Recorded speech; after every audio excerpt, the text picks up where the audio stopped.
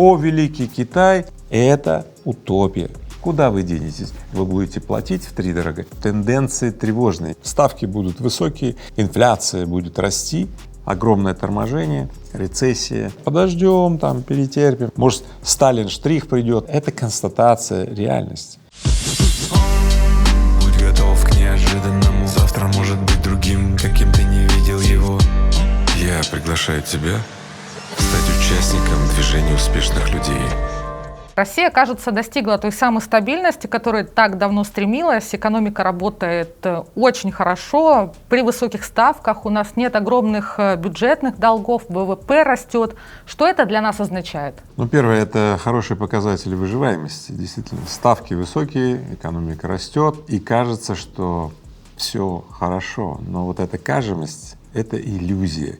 Куда несется этот паровоз? Ведь понятно, что все это происходит в условиях очень категорического разрыва. Например, сегодня спрос на промышленные товары превышает 1,5–3% ВВП. То есть Россия, ну вот просто не может производить товары, но тех, которых нуждается. В результате высокие цены. В результате сейчас маржа коммерческих предприятий и промышленных такая, что она может переварить эти кредиты, но это пузырь. И если этот пузырь вдруг начнет сдуваться, возникнет просто страшнейший удар. Да, мы видим практику десятилетиями надувания пузыря, надувания дальнейшего, но России никогда не удавалось пузырь поддерживать дольше нескольких лет. Поэтому есть тревога, что этот пузырь начнет сдуваться, и тогда мало не покажется. Пока же радужные прогнозы вселяют оптимизм. На этот год ожидается около 3% рост экономики, а это означает, пузырь продолжит надуваться, и поэтому в этом году деньги точно будут. Какие последствия есть у этого пузыря? Ну, последствия, как всегда, они очень похожие. Значит, представьте себе, что экономика после долгого накачивания стероидами, да, через бюджет, через стимуляцию там, ипотеки, через повышенные военные расходы вдруг начинает сдуваться. Огромное торможение, рецессия, и это резко тормозит все, и это очень большой удар. Рубль может быть не очень стабильным, ставки будут высокие. Центральный банк, кстати, уже опять заявил, что он не видит причин для снижения ставки, если все так будет идти. А как идет, я вам так сказал, бюджетные стимулы, экономика на стероидах, и инфляция будет расти. Вот именно такой прогноз некоторые аналитики дают на 25-26 года, что Россию ждет рецессия. Мой прогноз лично не такой. Я считаю, что в 25-26 году Россию не ждет рецессии. Однако тенденции тревожные. Дело вот в чем. Вот, например, в этом году компании выплатят около 5 триллионов рублей дивидендов. Ожидается такой поток. Куда пойдут эти дивиденды? Как вы думаете?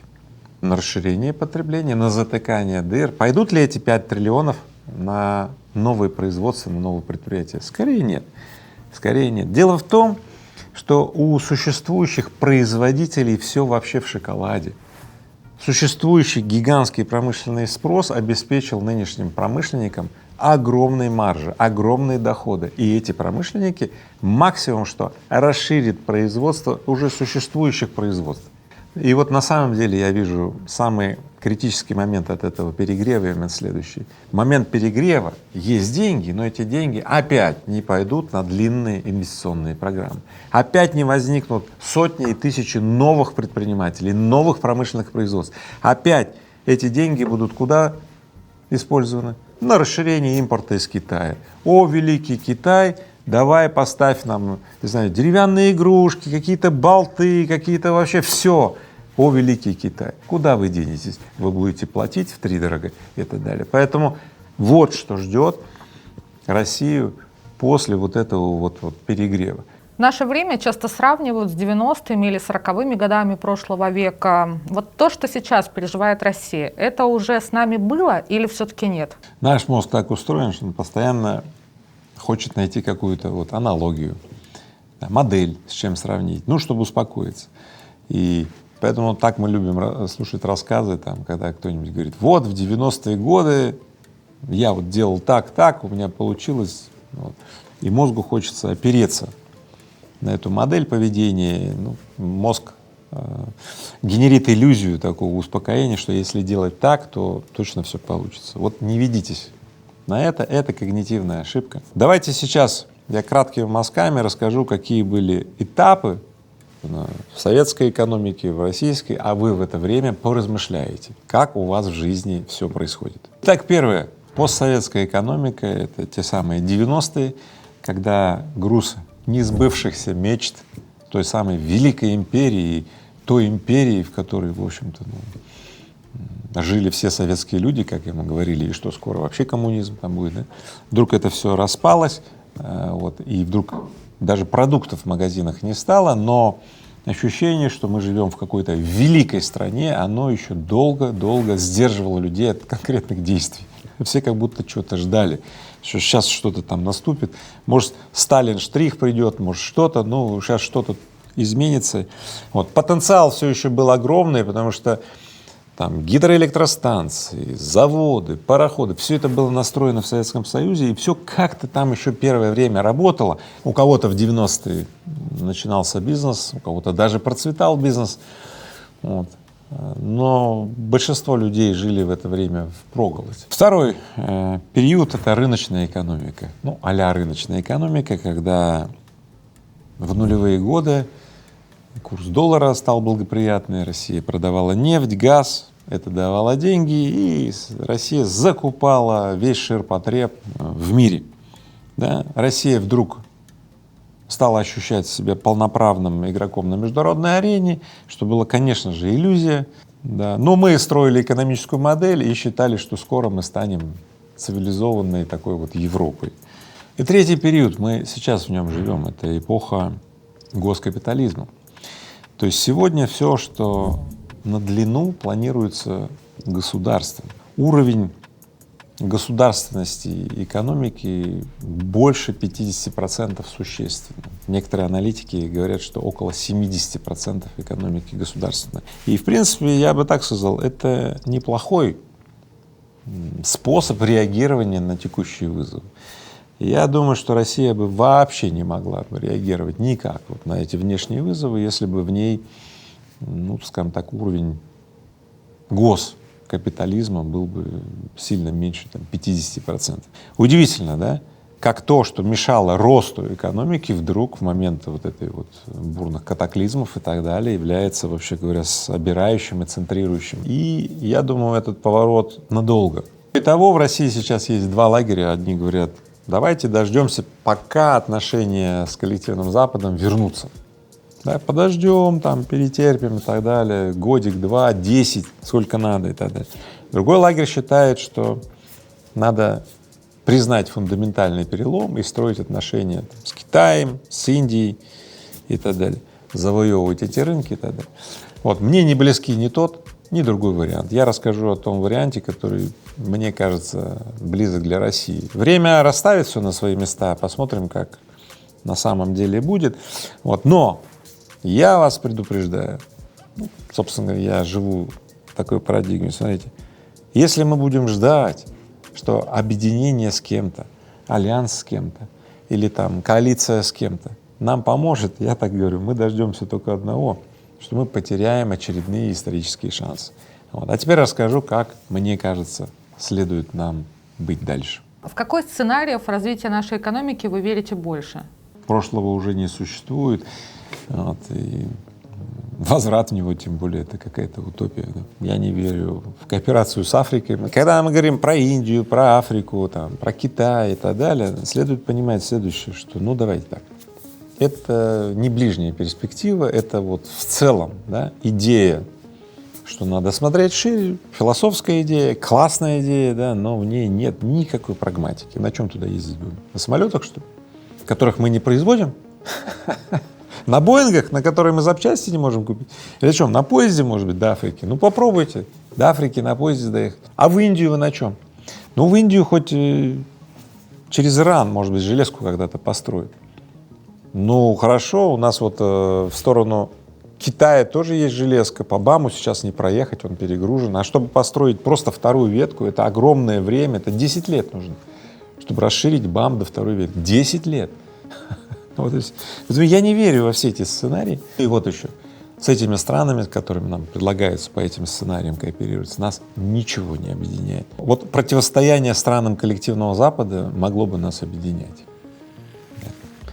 Ну, если бы на то были предпосылки противостояния, да. А так, в принципе, абсолютно разные менталитеты, абсолютно разные культуры. Однако давайте посмотрим, чем берет Америка. Америка управляет смыслами, и все копируют эти смыслы, все воспроизводят эти смыслы либо через идеологическое распространение, либо через силовое плюс идеологическое. Да? Вот поэтому до тех пор, пока, например, Россия не производит никакие смыслы, Россия никому не интересна.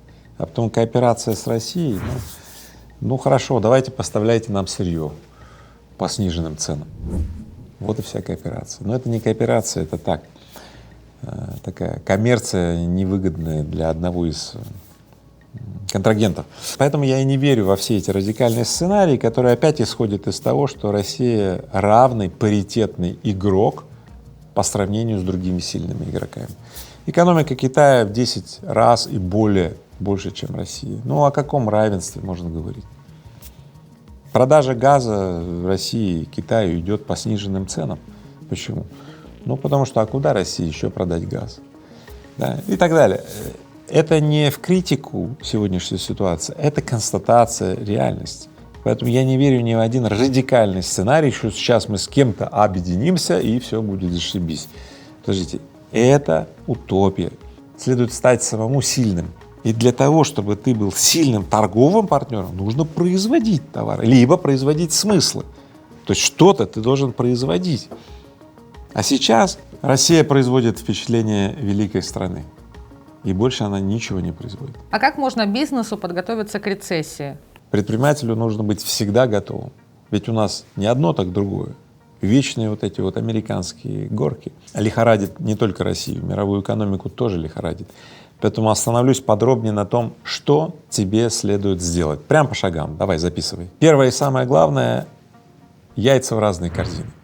Диверсифицируй потоки своих доходов. Не полагайся на один источник дохода, который может иссякнуть, и это подвергнет риску твое существование или твою экспедицию. Поэтому первое — диверсифицируй источники своих доходов. Второе — экспериментируй с маркетинговыми стратегиями. В период катаклизмов открываются новые ниши, новые возможности, а старые, которые работали ранее, они утрачивают свою эффективность. Поэтому не прекращай экспериментировать с маркетингом. Тебе нужны новые сегменты, новые потребители, новые группы. Попробуй до них добраться, не прекращая эксперименты, не усыхай, не засушивай, не останавливай себя от того, чтобы воспользоваться вновь открывшимися обстоятельствами, то есть веди активную маркетинговую политику. Третье — смотри вперед, за горизонт, сосредоточься на долгосрочных целях. Это поможет тебе быть устойчивым в катаклизмах. Ведь когда неожиданно навалившая волна в борт дает и тебя трясет очень сильно, тебя может вот сбить с пути. Но если твой взгляд устремлен в будущее, то вот эта тактическая волна — это просто будет такой вот шлепок небольшой, который ты даже не заметишь, будучи устремленным в долгосрочный план. Четвертое — социальный капитал. Сохраняй, наращивай связанность с людьми, со своими людьми, сообщества, различные группы, индустрии и так далее. И когда у тебя есть свои люди, свое сообщество людей, которые не позволяют тебе быть менее ярким, чем ты можешь, когда будет сложно, они тебя поддержат. Ну а когда им будет сложно, ты их поддержишь. Вместе мы сильнее. И пятое — междисциплинарка. Работай всегда на стыке дисциплин. Вот эта невероятная способность предпринимателя, да, удерживать во внимании очень сильно, на первый взгляд, противоречащие вещи. Вот это и есть стык. Поэтому, когда ты занимаешься несколькими разными вещами, подключен к разным сообществам, ты видишь экстраординарные ходы и возможности. Не закрывай для себя это, не сужай фокус своего внимания до одной индустрии, до одной своей проявленности. Будь диверсифицированным, занимайся творчеством, Если ты математик, добавь уроки музыки. Если ты бизнесмен, добавь уроки танцев. То есть обязательно проявляйся в разных сферах жизни, и это увеличит твои способности работать на стыке дисциплин и видеть сильно большее, чем нежели когда ты сконцентрирован на чем-то. Как каждому из нас переживать трудные времена? Если ты не бизнесмен, да, то у меня есть для тебя 3 рекомендации. Первое — тонус тела, здоровье. Следи за ним. Не ввергай свое тело в какой-то страшный износ, потому что твое тело тут же раздаст плохое состояние, и качество твоей жизни моментально ухудшится. Поэтому здоровье — это вообще основа. Тонус тела — это основа, вообще говоря, всего. Второе — не впускай в себя информационный мусор. Вот это чтение лент информационных и так далее, вот впускание в себя вот этого мусора — это раздрай, раздерганность, раздрыганность и так далее. Поэтому не надо впускать в себя это. Лучше окружи себя людьми, создай конфигурацию людей, питающего окружение. То есть позитивные мысли, благоустройство своей жизни, повышение доходов, да, новые идеи, совместное путешествие, какой-то поход и так далее, даже шашлыки, да. То есть окружи себя такой конфигурацией людей, да, рядом с которым ты будешь чувствовать подъем, а не депрессию, стресс и подавленность. И третье — саморазвитие, образование. Инвестируй в себя и помни, что быть счастливым с самим собой, наверное, это самое главное в жизни. И вот здесь как раз вот это образование и вложение в самого себя — это важно. Да, часто люди игнорируют это и сохраняют, как охранники, да, свой образ мышления и так далее, как будто бы даже отказываясь от новых открытий, от вот этих мигов, от этих озарений. Говорю, что я в жизни еще не знаю, не буду я ничему удивляться. Так вот, ввергай себя в удивление, открывай себя нового. Ты удивишься, какой ты на самом деле мощный, большой, красивый. Помни слова Игоря Рыбакова про тебя. Ты больше, чем ты есть. Ну и, наконец, самое главное — давайте вместе размножать хорошее, и пусть плохому места просто не останется.